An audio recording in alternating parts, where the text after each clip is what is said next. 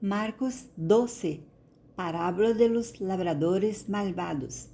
Entonces comenzó Jesús a hablarles en parábolas. Un hombre plantó un viñedo, lo cercó, cavó un lagar y construyó una torre de vigilancia. Luego arrendó el viñedo y unos labradores y se fue de viaje. Llegada la cosecha, mandó un siervo a los labradores para recibir de ellos parte de la cosecha, pero ellos lo agarraron, lo golpearon y lo despidieron con las manos vacías. Entonces les mandó otro siervo, a ese lo rompieron la cabeza y lo humillaron. Mandó a otro y a este lo mataron. Mandó a otros muchos. A unos los golpearon, a otros los mataron. Le quedaba todavía uno, su hijo amado. Por último, lo mandó a él pensando, a mi hijo se los respetarán. Pero aquellos labradores le dijeron unos a otros, este es el heredero, matémoslo y la herencia será nuestra.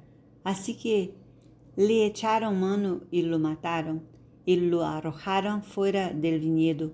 ¿Qué hará el dueño? Volverá, acabará con los labradores y dará el viñedo a otros.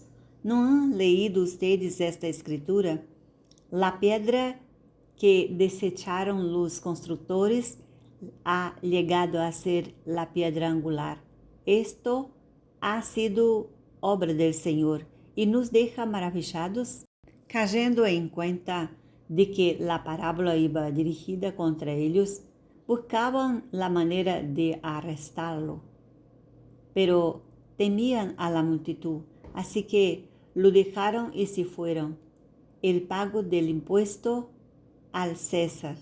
Luego enviaron a Jesús algunos de los fariseos y los partidarios del rey Herodes para tenderle una trampa con sus mismas palabras. Al llegar dijeron, Maestro, sabemos que eres un hombre íntegro. No te dejas influir por nadie porque no te fijas en las apariencias, sino que enseñas el camino de Dios de acuerdo con la verdad. ¿Está permitido pagar impuesto al César o no? ¿Debemos pagar o no? Pero Jesús, sabiendo que fingían, respondió, ¿por qué me tienden trampas? Tráiganme una moneda romana para verla. Le llevaron la moneda y él les preguntó, ¿de quién es esta imagen y esta inscripción? Del César, contestaron. Y Jesús les dijo, denle pues al César lo que es de César y al de Dios lo que es de Dios. Y quedaron admirados de él, el matrimonio y la resurrección. Entonces, los saduceos que dicen que no hay resurrección fueron a verlo y le plantearon un problema.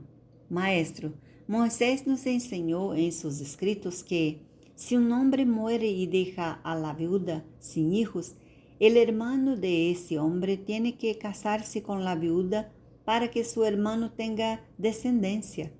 Ahora bien, había 7 hermanos. El primero se casó y murió sin dejar descendencia. El segundo se casó con la viuda, pero también murió sin dejar descendencia. Lo mismo le pasó al tercero. En fin, ninguno de los 7 dejó descendencia. Por último, murió también la mujer. Ya que los 7 estuvieron casados con ella, ¿acaso no andan ustedes equivocados? Respondió Jesús. Es que desconocen las Escrituras y el poder de Dios. Cuando resuciten los muertos, no se casarán ni serán dados en casamiento, sino que serán como los ángeles que están en el cielo.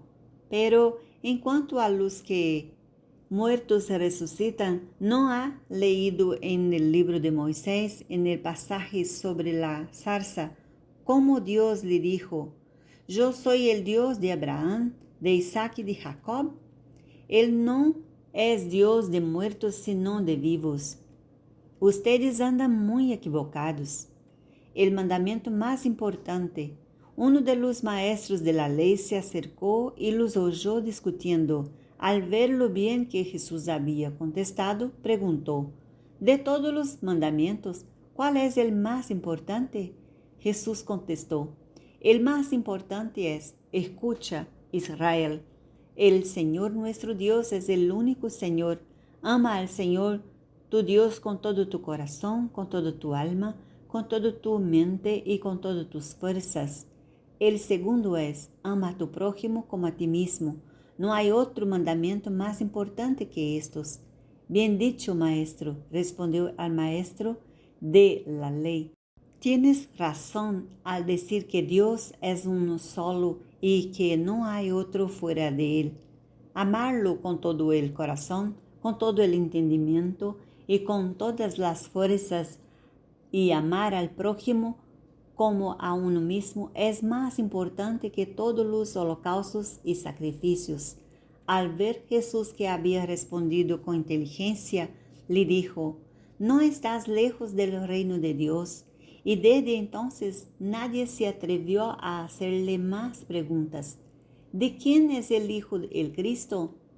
Mientras enseñaba en el templo, Jesús le propuso: ¿cómo es que los maestros de la ley dicen que el Cristo es descendiente de David? David mismo, hablando por el Espíritu Santo, declaró: dijo el Señor a mi Señor: siéntate a mi derecha hasta que ponga a tus enemigos debajo de tus pies. Si David mismo lo llama Señor, ¿cómo puede entonces ser su descendiente? La muchedumbre lo escuchaba con agrado. Como parte de su enseñanza, Jesús decía: tengan cuidado de los maestros de la ley. Les gusta pasearse con ropas ostentosas y que los saluden en las plazas, ocupar los primeros asientos en las sinagogas y los lugares de honor en los banquetes. Se apoderan de los bienes de las viudas y a la vez hacen largas plegarias para impresionar a los demás. Estos recibirán peor castigo.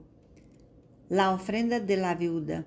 Jesús se sentó frente al lugar donde se depositaban las ofrendas y estuvo observando cómo la gente echaba sus monedas en las alcancías del templo. Muchos ricos echaban grandes cantidades, pero una viuda pobre llegó y echó 2 moneditas de muy poco valor.